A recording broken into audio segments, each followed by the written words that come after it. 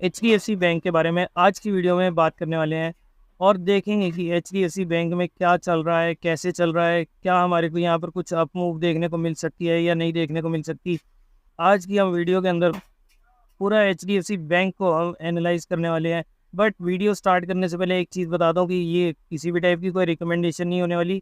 बस ऐसी ही HDFC bank क्योंकि काफ़ी टाइम से रुका हुआ है, तो इसलिए मैं यहाँ पर एक एनालिसिस जो है, एक टेक्निकल एनालिसिस HDFC बैंक के ऊपर मैं करने के लिए लेकर आया हूँ। और इस वीडियो के अंदर क्योंकि काफ़ी सारे लोगों का पैसा जो है HDFC बैंक में फंसा हुआ है। इनफैक्ट अगर हम पिछले 3 सालों की बात करें तो HDFC बैंक के शेयर से काफ़ी ज़्यादा जो है HDFC बैंक की FD ने दिया है।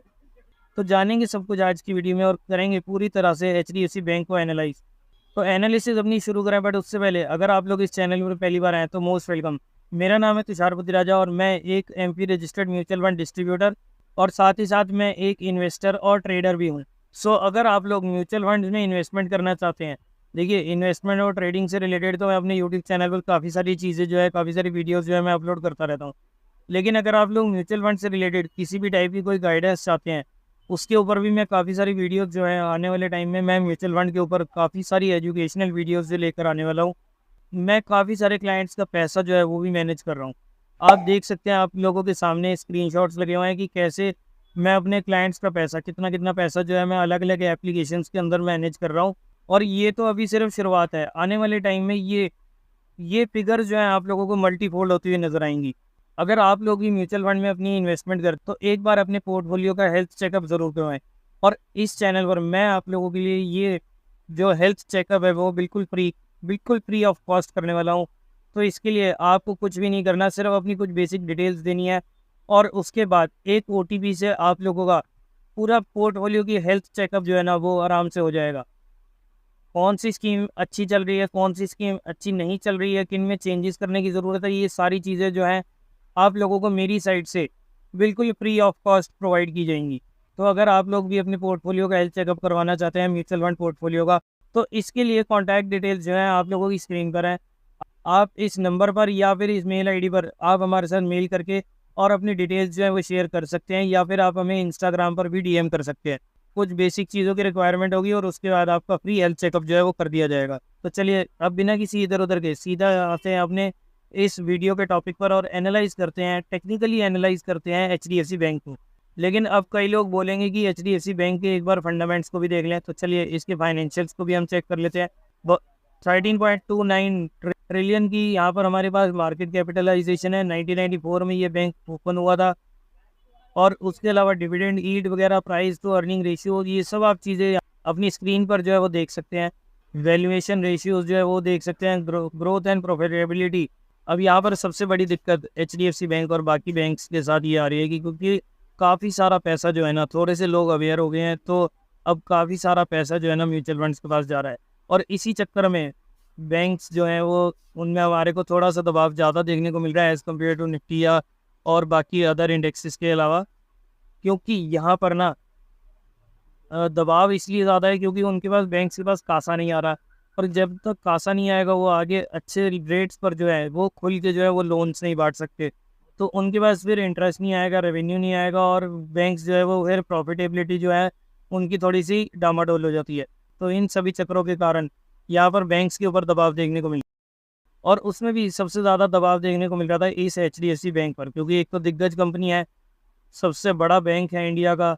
और यहाँ पर मर्जर के बाद से यहाँ पर हमारे को लगातार इसमें दबाव जो है वो देखने को मिल ही रहा है। चलिए ये तो आप देख सकते हैं कि यहाँ पर कैसी चल रही है इसकी फाइनेंशियल हेल्थ, कैसी है, इसके फंडामेंटल्स कैसे हैं।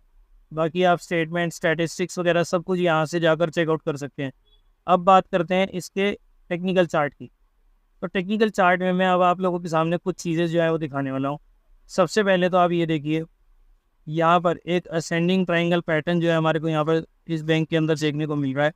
अगर आप लोगों को यहाँ पर लाइंस मार्क करने में थोड़ी दिक्कत आती है तो आप इसे लाइन चार्ट पर कन्वर्ट कर सकते हैं और फिर उसके बाद आप इस टाइप से जो है इसे कनेक्ट करके देख सकते हैं। यहाँ से आपको काफ़ी ईजिली जो है सपोर्ट और रेजिस्टेंस की लाइंस जो है वो मार्क हो जाएंगी।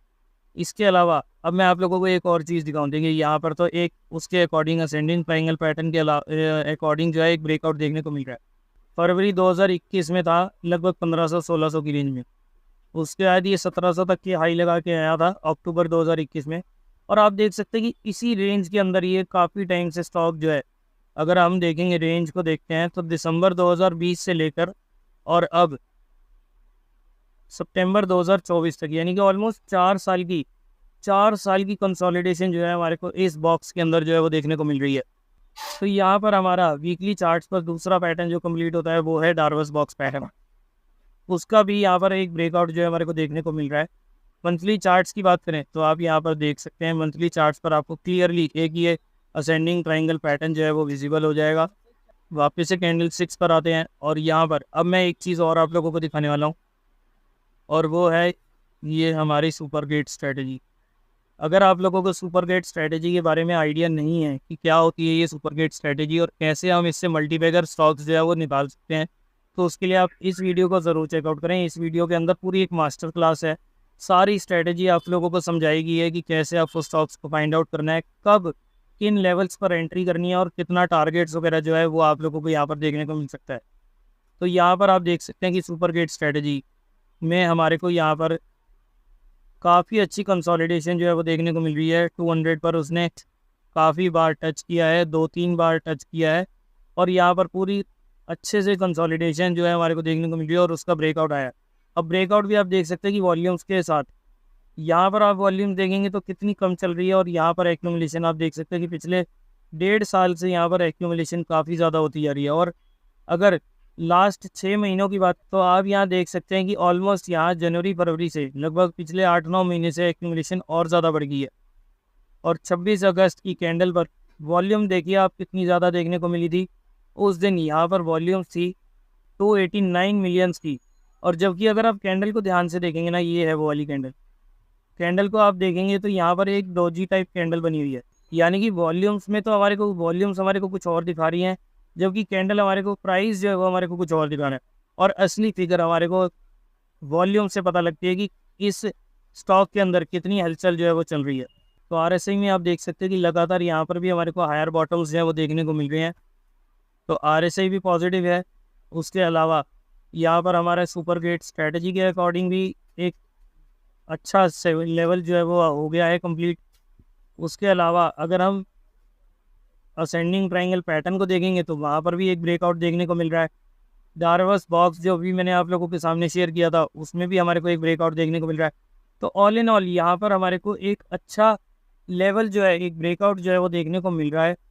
अब बाइंग सेलिंग होल्ड करने की ये कोई किसी टाइप की राय नहीं है, ये सिर्फ एक टेक्निकल एनालिसिस है कि यहाँ पर किस टाइप का पैटर्न बन रहा है। मैं आपके साथ कोई वीडियो में शेयर नहीं करूँगा कि किस लेवल पर आपको बाय करना चाहिए, किस लेवल पर आपका स्टॉप लॉस होना चाहिए, टारगेट्स क्या होने चाहिए, ये सब चीज़ें मैं आप लोगों के साथ शेयर नहीं करूँगा। बट मैं आप लोगों को एक चीज़ का आइडिया दे देता हूँ कि यहाँ पर आप जो है ना, एक बार फिबोनाची रिट्रेसमेंट लगा कर यहाँ पर इसके टारगेट्स जो है वो फाइंड आउट कर सकते हैं। आप क्या होंगे टारगेट्स, ये सब चीज़ें मैं इस वीडियो के अंदर शेयर नहीं करूँगा, क्योंकि सेबी की गाइडलाइंस के अनुसार हमारे को जो भी इन्फ्लुएंसर्स हैं, जो भी यूट्यूबर्स हैं या इन्फ्लुएंसर्स जिसे हम कहते हैं, वो स्टॉक को रिकमेंड करने के लिए एलिजिबल नहीं है, चाहे वो सेबी रजिस्टर्ड ही क्यों ना हो।